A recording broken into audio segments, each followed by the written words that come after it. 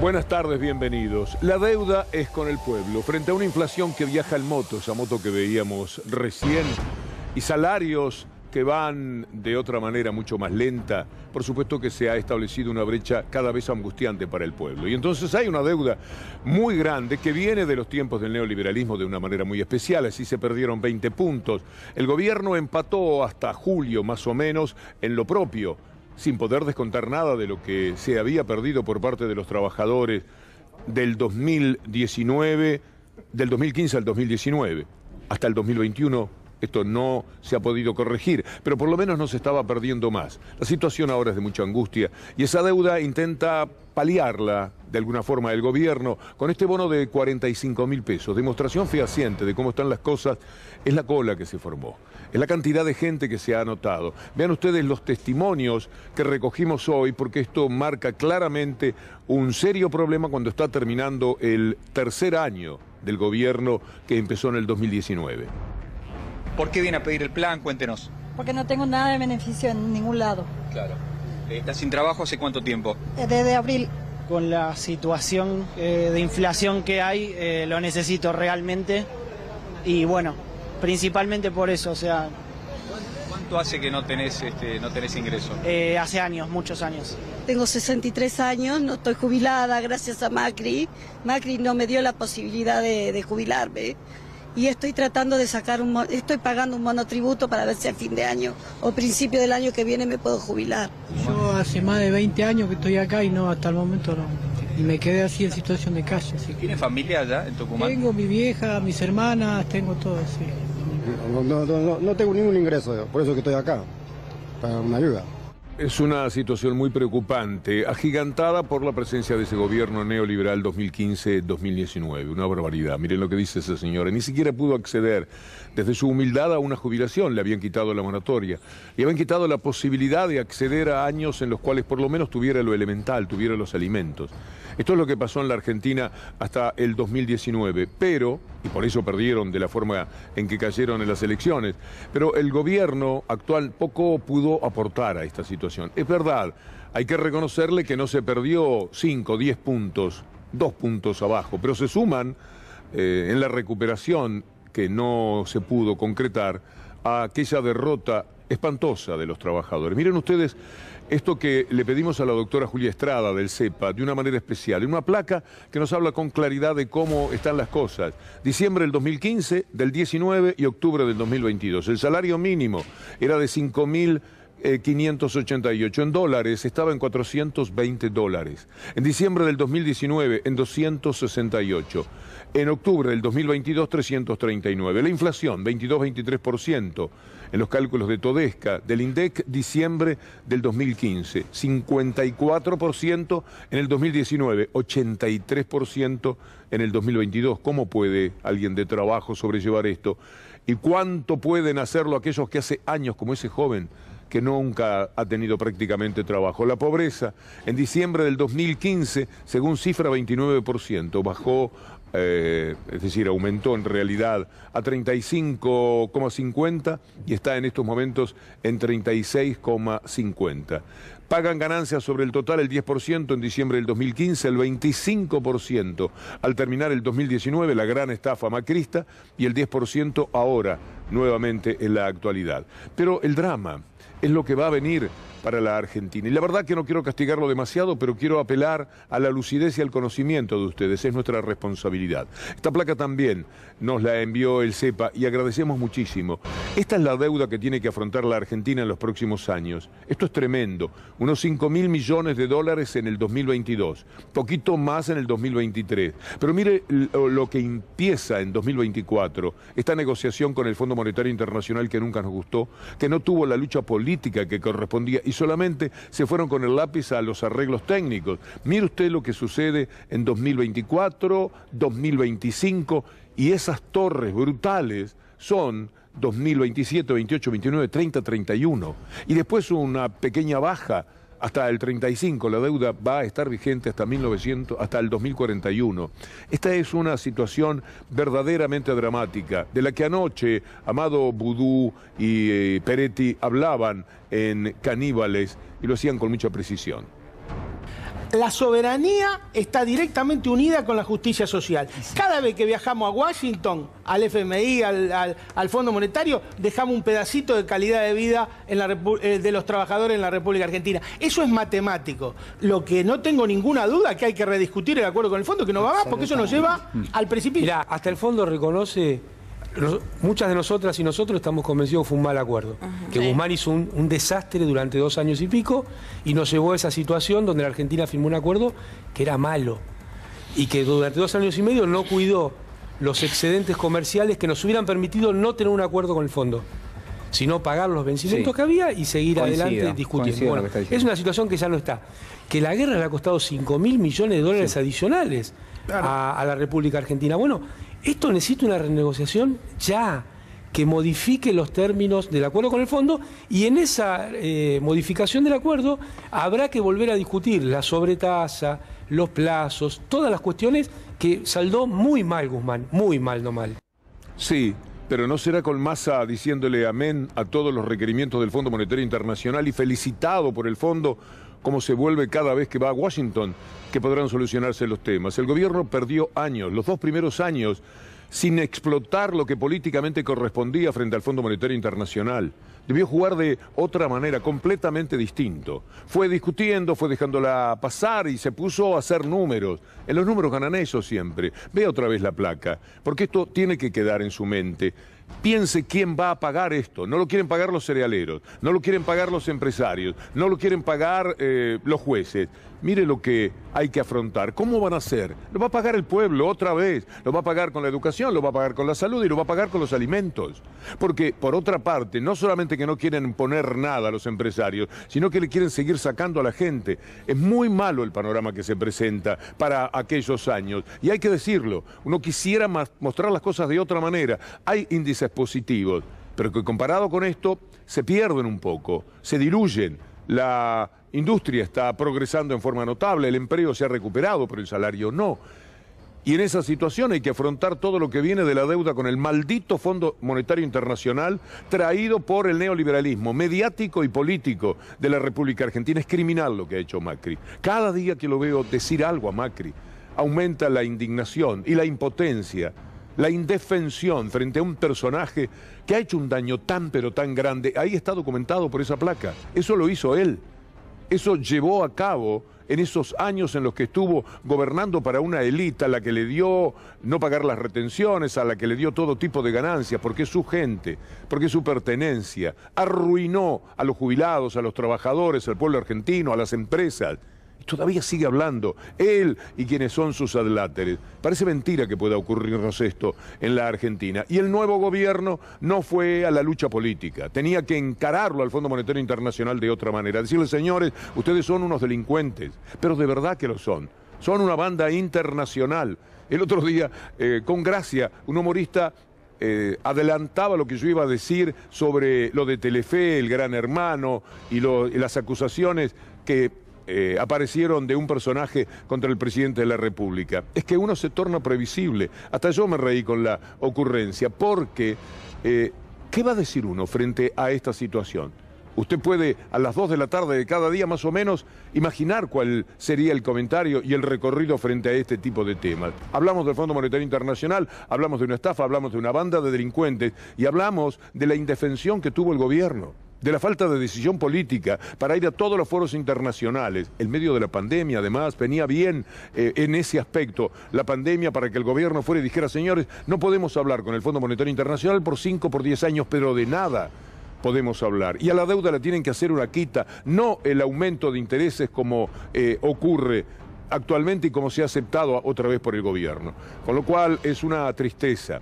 Pero esto aumenta porque ninguno de los sectores que tienen poder en la Argentina, poder económico, quieren hacerse cargo de nada. Usted habla de un impuesto a la renta especial, no quieren. Usted habla de un impuesto por una única vez a los que tienen más de 200 millones de pesos. No se puede hablar de ese tema porque no quieren nada, no les viene bien nada. Usted les dice congelen los precios y al otro día mandan el 10, el 15, el 20% más los empresarios. Usted dice, tenemos que pagar el dólar 140 pesos para la soja. Y ellos dicen, no, quiero un dólar de 200 pesos y hay que dárselo, lamentablemente. Yo quisiera probar alguna vez pero uno es uno. Y quizás es más fácil que estando en el gobierno, pero hacer el intento una vez de no dejarse doblegar, porque siempre va a ser así. De nuevo habrá que negociar cuando haya otra vez que exportar. Y eso van a pedir $1 200, 250, 300 y habrá que dárselos y después no basta con la queja. Y luego vienen los jueces. Ganan millonadas de pesos en una etapa en que la justicia solamente es superada en el descrédito por los medios de comunicación dominantes. Pero la justicia está por el piso. Y cuando la han llevado a ese lugar, no quiere ni siquiera ceder desde el privilegio que implica no pagar ganancias frente al resto de los trabajadores, que no son trabajadores. Verá usted lo que está diciendo el ministro Soria al respecto. Este es un tema que hace casi 90 años, lamentablemente, en la justicia argentina se viene debatiendo esto. En el mundo entero esto ya no se debate, salvo aquí con los jueces y los funcionarios judiciales en Argentina. En el resto del mundo es un tema totalmente resuelto, el tema de que los magistrados dejen de tener este tipo de privilegios. Bien, me pide en 30 segundos el canal con Massa hablando del Ahora 30. Ahí va. Las cadenas físicas.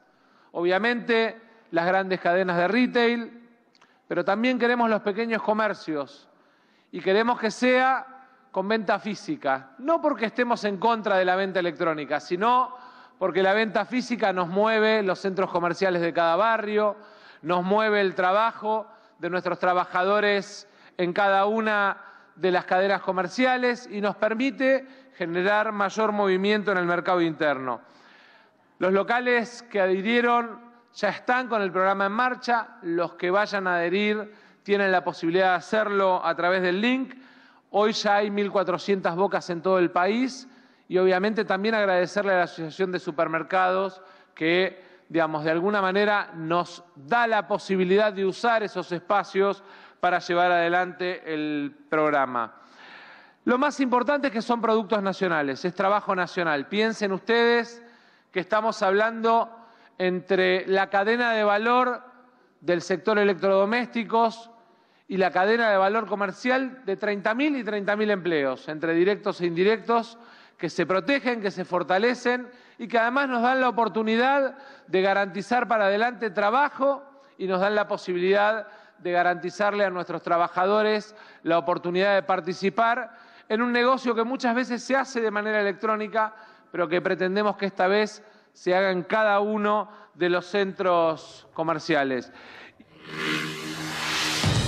La deuda es con el pueblo y saldarla con el Ahora 30 no va a ser fácil. Le recuerdo esa placa que tomamos del CEPA sobre la deuda que la Argentina tiene que pagar en los próximos años. A esto es que acaba de decirle Massa al Fondo Monetario Internacional, amén. Y esto es imposible. Tendrían que saberlo, tendrían que luchar, tiene que saltar por el aire el acuerdo con el Fondo Monetario Internacional. Hagámoslo otra vez, porque está muy bien lo de la Hora 30, es un alivio siempre. Todo lo que pueda aliviar la situación de la gente valdrá la pena, pero esta es la situación y a esto le dijeron que sí. Y al dólar 200 pesos, al dólar soja también le dijeron que sí. Y en consecuencia, después, tratar de solucionarlo con el Ahora 30 es una cosa muy difícil. Se juega contra adversarios que son poderosos y que son crueles, que son tremendos. Mire usted, ahora, acompáñeme con el diario Clarín, cuando contaba, por supuesto, jugando a favor de que no paguen ganancia a los jueces, porque son sus jueces. Entonces los favorece de cualquier manera. Son los jueces sobre los que ellos mandan para que vaya contra cualquier gobierno progresista o que se intente progresista que tenga la Argentina. La Corte apoyó el reclamo de los jueces contra el pago de ganancias. Muy bien, quitemos eso y ahora veamos lo que han dicho estos verdaderos truanes de la Corte Suprema de Justicia. Truán es una palabra a la que usted puede ponerle un sinónimo, pero difícilmente salga del significado que tiene esa palabra, porque mire lo que ellos han dicho. Vamos a empezar por Lorenzetti. ¿Qué ha dicho Lorenzetti sobre el pago de ganancias de los jueces? Yo en particular lo he expresado cuando fui confirmado en el Senado, favorable a la modificación, o sea que todos paguemos el impuesto a la ganancia. Lo que pasa es que dentro del Poder Judicial hay diferentes visiones. Y además... Bueno, por supuesto que él estaba de acuerdo con que se pagara el impuesto a las ganancias. Eso decía Lorenzetti. Ahora la Corte está jugando de una manera completamente distinta. Para que usted vea que Lorenzetti no es el único, y Maqueda no hablará porque no habla mucho, es un vaqueano Maqueda, y porque además creo que estaba algo indispuesto en la salud por un accidente que tuvo. Mire Rosati diciendo lo mismo que Lorenzetti, y vaya usted buscándole un sinónimo a la palabra que yo he empleado, porque con franqueza, todas las que se me ocurren son muy malas. ¿Cómo ve el tema de ganancias por parte de los jueces? Bueno, yo ya me expedí sobre eso, porque fui con juez de la Corte y en un caso que debimos fallar, los conjueces son los que reemplazan a los jueces, ¿no es cierto?, cuando ellos no pueden actuar porque tienen alguna situación de incompatibilidad.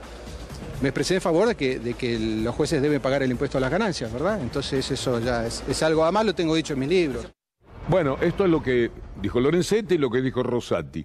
Lo quiere ver a Rosenkrantz. Ahora están hablando los integrantes de la Corte Suprema de Justicia que cuando el gobierno va con ese proyecto dicen estamos en desacuerdo que haya que pagar ganancias. Por supuesto, cuando hacían esta declaración era otro tiempo político y con ese tiempo político ellos juegan. Son unos desvergonzados. Perdónenme que sigo poniendo yo las palabras, aspirando a que ustedes también en su casa trabajen ahí de ciudadano y cataloguen a estos hombres que manejan nada menos que la Corte Suprema de Justicia, sin el mínimo sentido del honor, sin pundonor y sin pudor. Y todo lo que rime con estas palabras. Ahora escúchelo a Rosenkrantz. ¿Está dispuesto usted a asumir un compromiso público frente al Senado de la Nación que si este Senado le da el acuerdo para integrar la Corte Suprema de Justicia, voluntariamente va a pagar el impuesto a las ganancias? La verdadera pregunta es la que me hizo al final, pero ahí voy. Pero yo creo que esto es muy importante. Los jueces hoy no están incumpliendo una obligación. Los jueces hoy no tienen la obligación de pagar impuesto a las ganancias. Yo le diría, yo estoy dispuesto a pagar los impuestos y voy a militar para que el Poder Judicial pague impuestos. Voy a militar. Eso le dijo a los senadores. Los senadores que representan al pueblo. Les tomó el pelo a todos. Nos tomó el pelo. Se burló de nosotros. Estaba queriendo ser juez integrante de la Corte Suprema de Justicia. Bueno, ¿qué podía esperarse de quienes habían aceptado la designación a dedo, como Rosenkrantz y Rosati? Quiero que le conste esto, a su trabajo de ciudadano, saber que los integrantes de la Corte Suprema, que junto con Clarín y con La Nación, son los voceros de la injusticia que se cometería si los jueces pagan ganancias que ellos dijeron para entrar a la Corte, cuando ya eran integrantes de la Corte, en todos los momentos que estaban de acuerdo que sí, que los jueces tenían que pagar ganancias. Nos han mentido en la cara durante todo el tiempo, como lo hacen por otra parte con todos los temas. ¿Cuánto se recaudaría si pagaran los jueces ganancias de sus 2 millones de pesos, se les descontara lo que corresponde? ¿Cuánto podría recaudar el Estado, pregunta Valentina Castro, una politóloga, en sus cuentas públicas, si se quitara la exención del pago de ganancias a los magistrados judiciales? 237.000 millones de pesos en 2023. Es una cifra equivalente a lo que se logró recaudar con el aporte extraordinario. Hoy, Máximo Kirchner estuvo hablando con Roberto Navarro, le decíamos suerte en los emprendimientos televisivos y demás, a nuestro estimado colega, y vamos a ponerlo en placas, lo que declaró Máximo, 2 o 3 de las apreciaciones. Esta tiene que ver con la política. Máximo Kirchner, hoy con Roberto diciendo, tenés un mundo que estalla en los precios, un Estado que el macrismo destrozó, y nosotros que nos quedamos a mitad de camino. Vaya si se quedaron a mitad de camino. Hay sectores económicos que se creen más importantes que su propio país. Ahora vamos a escucharla en la vereda opuesta a Patricia Bullrich. Recuerde siempre el cuadro que hemos mencionado de la deuda que se viene. ¿A qué quiere llegar Bullrich? ¿A qué quiere llegar Macri? ¿O a qué querría llegar cualesquiera de los candidatos de la derecha? A pagarle al Fondo Monetario Internacional como corresponde, porque el fondo tiene la sospecha quizás de que si gana otra vez algo referido a la izquierda, ya no me animo tanto a decir la izquierda, algo que tenga que ver con eso, les provoca la sospecha de que en algún momento van a patear el tablero, porque te lo tienen que patear. Mañana lo tendrían que hacer, en vez de ir a Washington, cenar rico, pasarlo muy bien y decirle amén a Georgina. Cuando tendrían que decirle, mira, no podemos. Ya la gente lo está pasando muy mal, estamos dando un bono para ver si llegamos a fin de año con un plato de comida en la mesa. Es atroz lo que nos hizo el Fondo Monetario Internacional, y está la guerra, y estuvo la pandemia. ¿Qué más quieren de nuestros países emergentes, como ustedes le llaman? Eso es lo que habría que hacer. Entonces sospechan que en algún momento puede ocurrir, porque tiene que pasar eso. En consecuencia, saltaría todo por los aires. Por lo tanto, ellos lo que quieren es un gobierno que sea de derecha. Un gobierno de derecha que les asegure que de todas maneras no tiene ningún problema. ¿Qué inconveniente tiene Patricia Bullrich en hambrear a la gente? Ninguno. Después va y le mete bala. Hay que meterle bala, como diría ella, como diría Esper, Milei y toda esa gente. Escuchemos a Patricia Bullrich decir que va a ir a full, si ella es presidenta, por la austeridad. Así le llaman al ajuste y al hambre. Si a mí me toca presidir el país, la austeridad va a ser total y absoluta. Total, porque creo que la ejemplaridad va a ser lo que te va a permitir decirle a todos los argentinos que el primer ejemplo empieza por tu propia conducta. No es a todos los argentinos, es al fondo al que le quieren decir que quédese tranquilo, que nosotros sí le vamos a pagar. Porque ¿qué problema tiene la derecha en hambrear a la gente? ¿Qué problema tiene la derecha con que en vez de 36 sea 48, o sea 52% como era en el 2002-2003? Todo lo que hicieron en los años 90, eso que de vez en cuando TN y La Nación Más llevan a caballo para defender, todo aquello provocó lo que ya sabemos. No tiene ningún tipo de problemas con eso.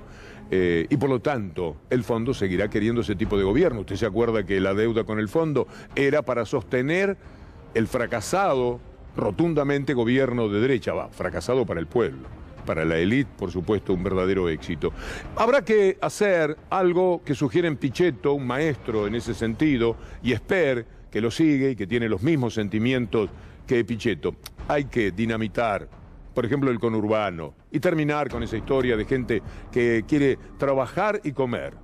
Trabajar sí, comer un poco más salteado si fuera posible, y si no, dinamita. La verdad, habría que dinamitar todo, que todo vuele por el aire. ¿Te parece gobernable Buenos Aires?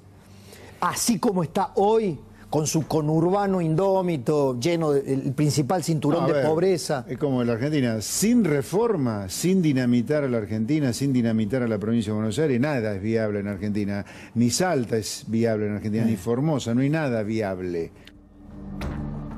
Métanle dinamita, terminen con la gente. Muchas veces han hablado de hacerla explotar a la generosa provincia de Buenos Aires, al maravilloso conurbano de donde vienen millones de personas cada día a trabajar, moviéndose por la provincia o hacia la capital federal, donde están los jujeños, los patagónicos, los cordobeses, todos aquellos que encontraron el refugio de más o menos estar más cerca del trabajo y de ciertos bienes que el capitalismo les muestra permanentemente pero que nunca les da. La provincia de Buenos Aires es una maravilla, es un orgullo desde lo humano, con sus puertas abiertas, con su salud para la gente, con la educación para la gente, con los cientos de escuelas que, por ejemplo, ahora se están construyendo. Mientras aquí, en vez de construir una escuela, en la ciudad más rica del país, lo que hacen es darles palo a los maestros y verá más adelante a los padres de los alumnos que de vez en cuando, porque la comida es una vergüenza, porque viven entre ratas o porque el techo se les viene encima, para tomar conciencia de esto 3 o 4 días hacen una toma de colegios. Otra manera de decir lo que Pichetto y bueno, me salió Esperpento, quise decir Esper. Lo que se puede decir de otra manera, como lo hace Santilli, es hablar de una reforma laboral. ¿Usted puede creer que hablen de una reforma laboral pagándole a los trabajadores lo que hoy día le pagan? ¿Qué más reforma que la que de hecho tenemos hoy día en la Argentina pueden pedir? El kirchnerismo, ¿qué dice? Ojo, se viene Juntos por el Cambio y se viene la reforma laboral. Por supuesto que se viene la reforma laboral. Necesitamos una reforma laboral. ¿Por qué? Porque la ley laboral que tenemos hoy va en contra del empleador, del empleado y del que está buscando empleo. La ley laboral que tenemos hoy va en contra de la producción, va en contra del trabajo, va en contra de todas nuestras familias. ¿Por qué? Por lo que recién hablabas vos. Porque nuestros hijos, nuestros jóvenes se quieren ir, porque acá no hay futuro. en este país no ve futuro. En eso estamos trabajando con Diego. Son muy crueles, además de todo lo que como persona puedan inspirar por chanta, por mentirosos, por lo que uno sabe de la trayectoria que cada uno ha tenido, cada uno de ellos en la vida política. Pero además, desde lo humano, son muy crueles. Mire lo que ha pasado con los salarios, cuando dicen reforma laboral. Esto también, muchas gracias al CEPA, lo tuvimos trabajando muchísimo con nuestros pedidos. Anticipación, participación de los trabajadores y excedente apropiado por las empresas. ¿Cuál es la línea de los empresarios, piensa usted? Bueno, la roja. ¿Y cuál es la línea de los trabajadores, cree usted? La azul. Esto es lo que ha sucedido. Mire cómo estaban, cómo se les entregó 2015, 2016, 2017. Mire cómo se abrió hacia el 2019. Mire lo que pasó en el 2021, tiempo de pandemia. Y mire ahora lo poquito que se ha cerrado. Esta es una situación de mucha desgracia. Qué lejos que estamos del 50-50 del que hablaba, y lo mostrábamos hace unos días, Cristina Fernández de Kirchner. La igualdad está indisolublemente ligada a la libertad. No funciona la una sin la otra. ¿Por qué? Porque para ser igual o para tener libertad tengo que tener la posibilidad de elegir lo que quiero ser. Para elegir lo que quiero ser, si quiero ser obrero, si quiero ser estudiante o si no quiero ser nada, simplemente tengo que tener la posibilidad económica y social de elegir, no la condena de por ser hija de un obrero, ser siempre obrero, o ser la hija de un pobre, ser siempre pobre. Precisamente todas nuestras ideas, no solamente las de ahora, sino las de nuestra juventud, fueron encaminadas y orientadas a eso, a lograr igualdad, a promover la redistribución del ingreso, de manera tal, y esto es un poco ya más peronista, la participación de los trabajadores en el PBI, con el modelo del 50-50, el 50% para el capital y el 50% para el trabajo.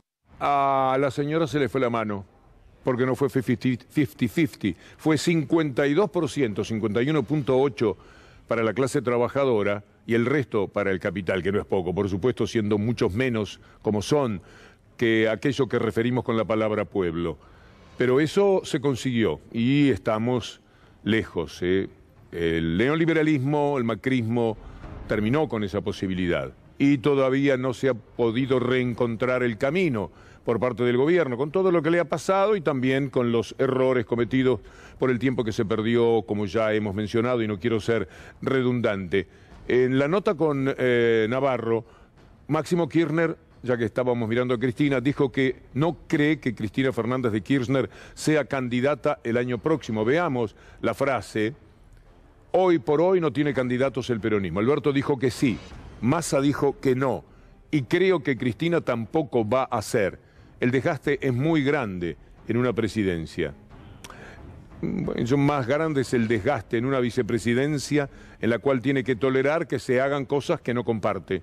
Eso es mucho más sufrimiento que hacerse cargo de la presidencia y meterle para adelante con los sueños. Es lo que hizo hasta el 2015.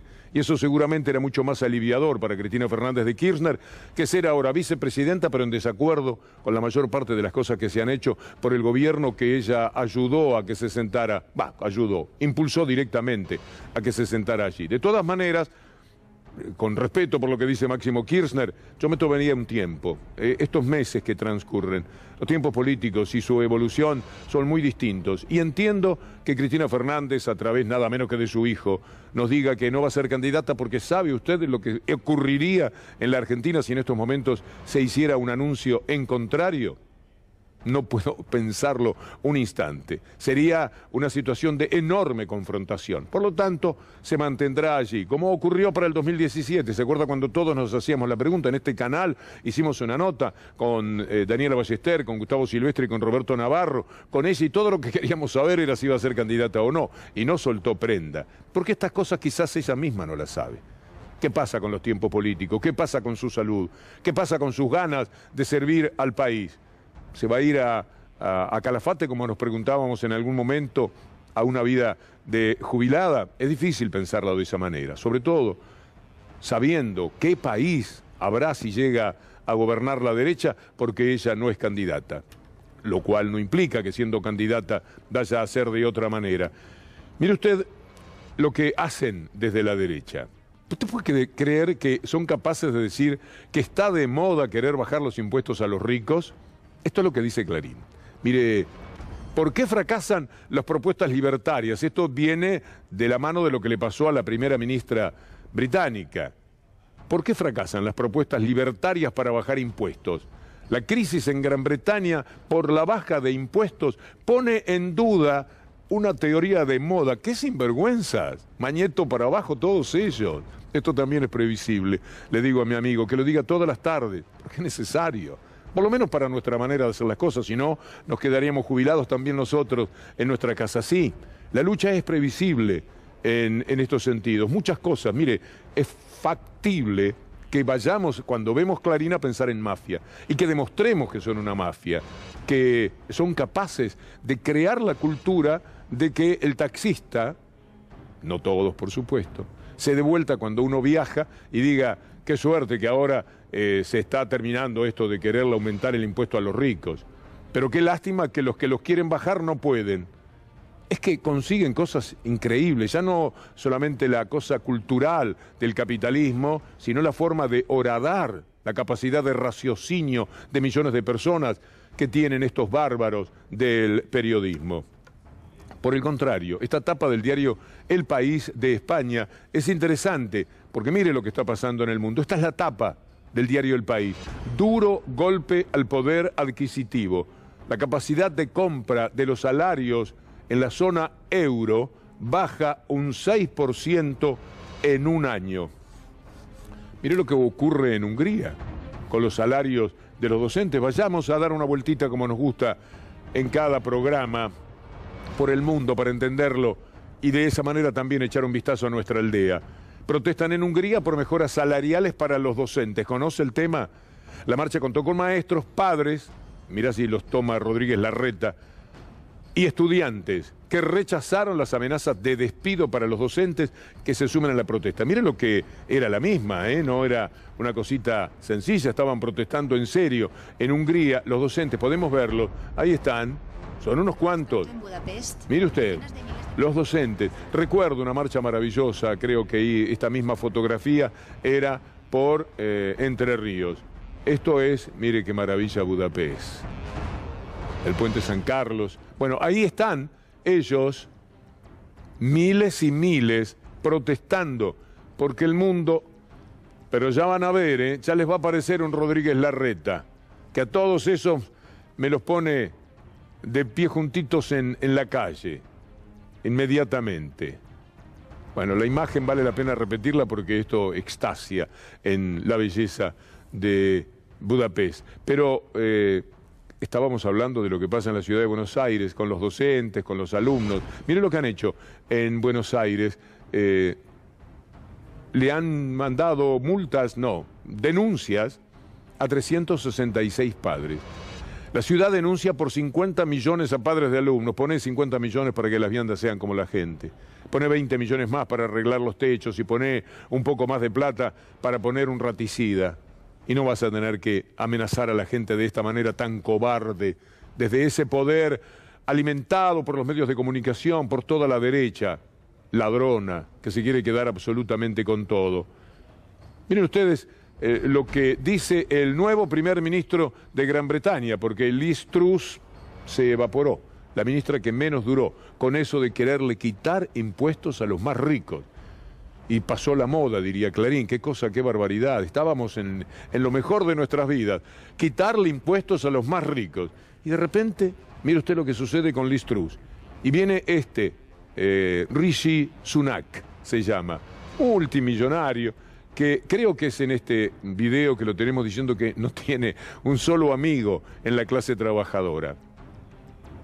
Why, when you were young, did you say you had no working class friends? I mean, Andrew, we all say silly things when we're students, but I've talked about my background. My family, as you said, were welcomed here as migrants. No, we know that. I feel I almost know them personally myself. I've heard so much about. So it was just wrong when you said that. You know, I'm glad. I grew up working in my mum's pharmacy. No, we know all that. And you don't grow up doing that unless you actually interact with lots of people. And I spent my time making sure that we served our community. And my parents worked incredibly hard to provide opportunities for me. El nuevo ministro Y nosotros que vamos a hablar ahora del atentado político contra Cristina Fernández de Kirchner. Roberto Tailade hizo un video que viene a resignificar esa foto terriblemente dolorosa. Algo urdido, dice La Nación, dice Clarín, por Cristina Fernández de Kirchner, un plan para levantar la imagen. Esa es la fotografía central y la prueba que tienen Clarín y Nación de que efectivamente era un armado, dado que la bala no salió. En medio de toda esta tristeza, lo que hace Tailade tiene hasta una pizca de humor, aunque no haya intentado eso, porque es notable advertir cómo el atentado es profundamente político, cómo colaboran los medios, a los que vamos a observar después, y cómo participa el PRO, de qué manera. Esto vale muchísimo como una prueba que nos invita a reflexionar y a entender.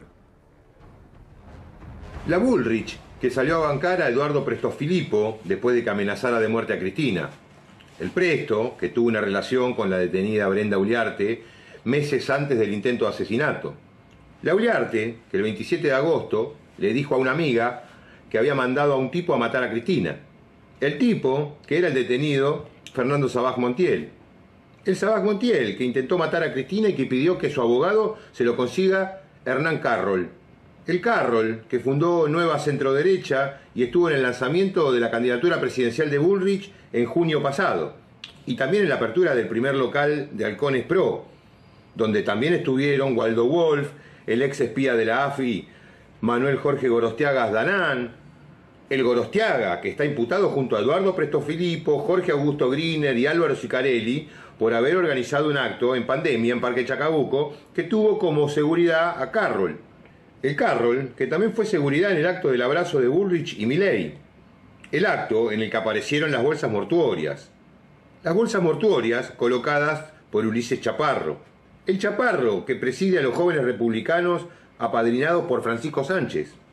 El Sánchez que pidió la pena de muerte para Cristina el día 22 de agosto, el día del alegato del fiscal Luciani, bancado por equipo republicano. El equipo republicano que integra a la detenida Sabrina Basile. La Basile, que aparece con la también integrante del equipo republicano Cristina Luján Romero. La Romero, que está imputada por agredir a 2 legisladoras porteñas en una protesta en la que estuvo junto al detenido Jonathan Morel. No se vaya, hay más todavía. De esto que es un hilvanado como creo que nunca vi en mi vida para entender qué hay detrás del atentado contra la vida de Cristina Fernández de Kirchner. El Morel, que integra Revolución Federal junto al detenido Leonardo Sosa y al otro detenido Gastón Guerra. El Sosa y el Guerra, que estuvieron el 28 de agosto en el departamento de Ximena de Tesanos Pintos. La Tesanos Pinto, que 2 días después del atentado recibió a Cristina Luján Romero en su departamento. El departamento que comparte con Gladys Benita Egui. La Egui, que es la abogada de Guerra y Sosa, y que el mismo 28 de agosto, cuando nadie la conocía, fue entrevistada por Luis Gasulla. El Gasulla, que también unos días antes del atentado y cuando nadie lo registraba, entrevistó a Gastón Marano. El Marano, que trabajaba para el senador Ignacio Torres, antes de defender al detenido Gabriel Carrizo. El Carrizo, que también es defendido por otra Brenda. Brenda Salva, que trabajaba para la diputada del PRO, Karina Bachey, y que le dio la primera entrevista como abogada de Carrizo también a Luis Gasulla. El Gasulla, que dirige el portal que se tiró sobre la granada cuando se supo que Gorostiaga era agente de la AFI macrista. El Gorostiaga, que junto a Sicarelli y Gasulla hacían un canal de YouTube desaparecido llamado Reunidos. El Reunidos, que si haces clic hoy en cualquiera de sus links, misteriosamente te llevan al canal de Waldo Wolf. El Wolf, que estuvo en el brindis de fin de año de Nuevo Centroderecha, junto a Bullrich. La Bullrich, que tenía de secretario de seguridad a Gerardo Milman. El Milman, que días antes del atentado presentó un proyecto donde habla de un falso ataque a la figura de Cristina y que 5 horas antes del atentado se quejó de que hubieran aumentado la custodia de Cristina. Todas casualidades.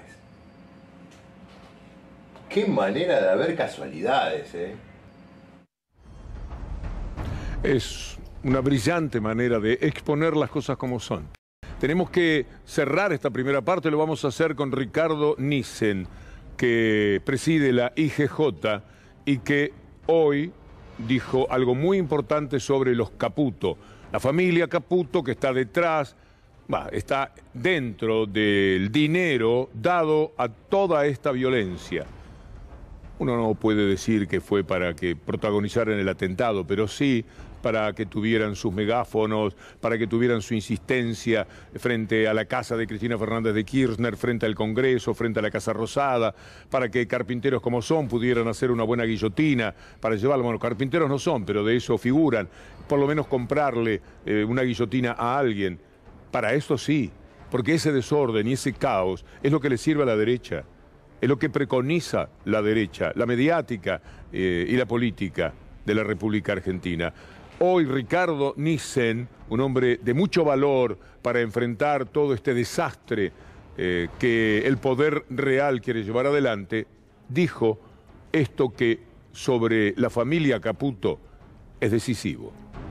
Parece que es una sociedad que se constituyó en el 2004 y que nunca tuvo ningún interés en cumplir los requisitos, las obligaciones y las cargas que tiene con la Inspección de Justicia. La Inspección de Justicia tiene derecho a reclamarle, y por eso está en la ley, que es obligación de toda la sociedad hacerlo, presentar sus estados contables en forma anual para que puedan ser investigados por la Inspección de Justicia y ser un lugar donde los terceros conozcan el movimiento de las sociedades y puedan contactar con ella, ¿no?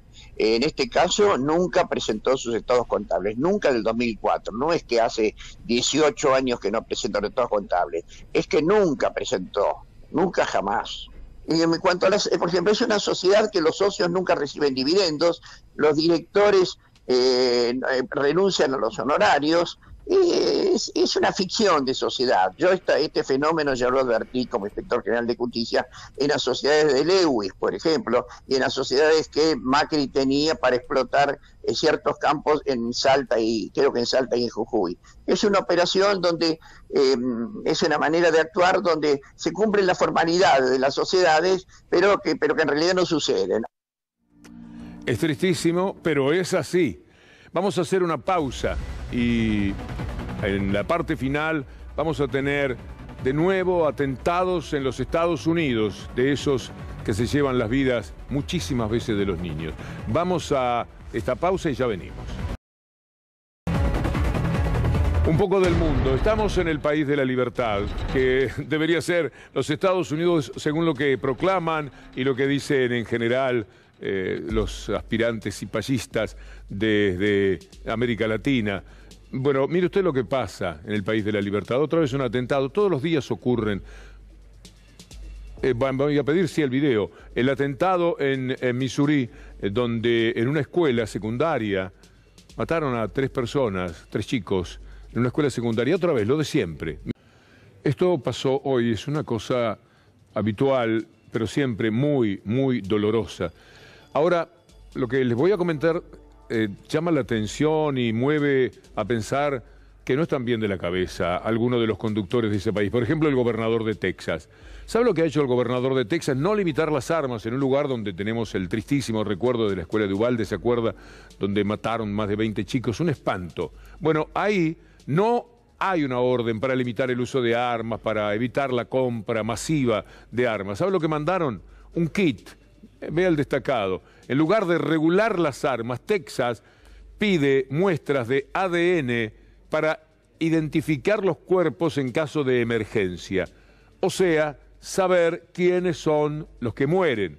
En un esfuerzo, dice, por ayudar a los padres a identificar a sus hijos en caso de una emergencia, que sería que los hayan matado o herido, Texas implementó una ley que exige que las escuelas públicas entreguen kits para recolectar muestras de ADN y huellas dactilares de los estudiantes. Esta es la ayuda que dan en este horrendo tema en el que todos los días tienen que lamentar muertes. Mire usted una tal Mayra Flores. Mayra Flores es una republicana, del Partido Republicano quiero decir, inmigrante, ella. Pero mire lo que dice sobre los migrantes. Está muy loco, está muy mal el mundo. The situation we find ourselves in today, both as a nation and as a community, is disturbing. The status quo cannot stand. We have borders that are being overrun with people and drugs of which are benefiting drug cartels and human smugglers. We have communities where local leaders have abandoned their citizens that elected them to be in that position and are instead standing up and protecting criminals and gang members over mothers and fathers. Es hija de inmigrantes y después habla contra la migración, de esta manera que acabamos de escuchar. Ya viene Gustavo Silvestre, en instante nada más nuestro buque insignia se pone en marcha, va a venir la gente de la IGJ, nada menos, para hablar del tema Caputo y la financiación de los violentos en la República Argentina. Violencia es la pobreza. Vamos a terminar con estas imágenes que marcan lo que está sucediendo en Estados Unidos con los sin techo. Estas son imágenes que no repiten lo del otro día. Estas son otras imágenes en la ciudad de Los Ángeles. Esta es la realidad que se vive. Kilómetros y kilómetros de quienes no tienen dónde vivir en el estado más rico y más poderoso de los Estados Unidos. Si California fuera un país, sería la sexta economía del mundo. Ahí, en el corazón del neoliberalismo, esto es lo que sucede. Amigos, gracias por acompañarnos. Mañana, después de la señora Daniela Ballester, me dará muchísimo gusto estar aquí y presentar a continuación a Gustavo Silvestre. Muchas gracias y hasta mañana, si Dios quiere.